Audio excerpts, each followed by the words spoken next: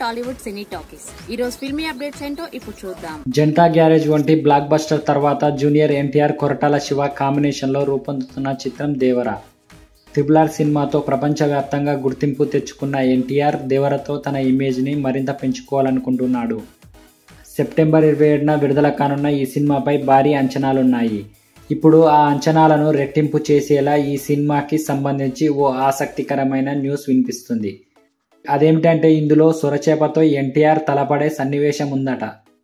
సొరచేపతో fight అనగానే తెలుగు ప్రేక్షకులకు ప్రభాస్ రాజమౌళి కలయికలో 2005లో వచ్చిన ఛత్రపతి చిత్రం గుర్తుకొస్తుంది. ఇందులో సొరచేపతో ప్రభాస్ ఇంట్రడక్షన్ సీన్ అప్పట్లో హైలైట్ గా నిలిచింది. ఇప్పుడు అదే తరహాలో దేవరలో సొరచేపతో ఎన్టీఆర్ తలపడే సన్నివేశాన్ని కొరటాల శివ ప్లాన్ చేశారట. సముద్ర తీర ప్రాంతంలో జరిగే కథ కావడంతో కొరటాల శివ ఈ ఫైట్ సీన్ ని ప్లాన్ చేశారని, అది కూడా ఓ రేంజ్ లో ఉంటుందని అంటున్నారు.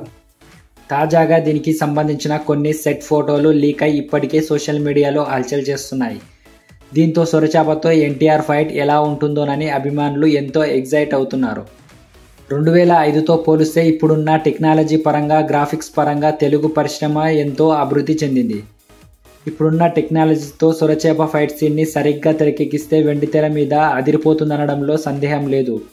RRRలో పులితో ఎన్టీఆర్ సన్నివేశాలు ఎలాగైతే హైలైట్గా నిలిచాయో దేవరలో కూడా ఆ స్థాయి సన్నివేశాలను కొరటాల శివ ప్లాన్ చేసినట్లు సమాచారం.